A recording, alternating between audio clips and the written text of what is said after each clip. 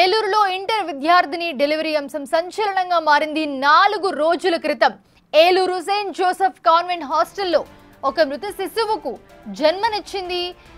బాలిక వసతి గృహంలోనే తోటి విద్యార్థులు ప్రసవం చేశారు. మృత శిశువును ముళ్లపొదల్లోకి జారవిడిచారు. విషయం బయటికి రావడంతో ఏలూరు 2 టౌన్ పోలీసులు రంగంలోకి దిగారు. బాధితురాలికి ప్రత్యేక ట్రీట్మెంట్ అందిస్తున్నారు. కేసు నమోదు చేసి దర్యాప్తు చేస్తున్నామని జిల్లా ఎస్పీ ప్రతాప్ కిషోర్ తెలిపారు.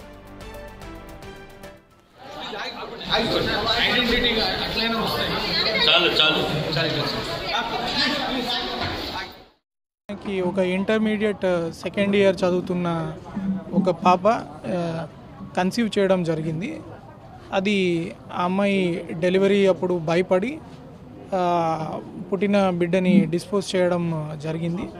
దాని ద్వారా ఇది బయటకు వచ్చినప్పుడు అది ఎలా జరిగింది, ఏం జరిగింది, దానికోసం ఆ అమ్మాయి వయసు కూడా ఇప్పుడు మేజర్, బట్ కన్సీవ్ అయినప్పుడు ప్రాబబిలీ ఆమె మైనర్ అయి ఉంటారు.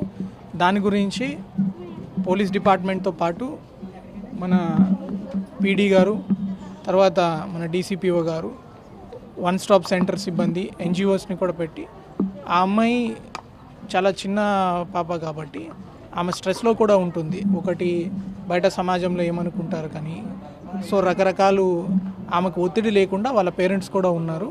వాళ్ళతో కూర్చొని వాళ్ళు స్టేట్మెంట్స్ అన్నీ రికార్డ్ చేస్తున్నారు. దాని ద్వారా అసలు ఆమెకి కన్సెన్షువల్గా ఏం జరిగింది, ఇది ప్రైమా ఫేసి అలా చెప్తున్నారు. అది మేము కూడా రికార్డ్ పరంగా ఎస్టాబ్లిష్ చేసి అమ్మాయి మైనర్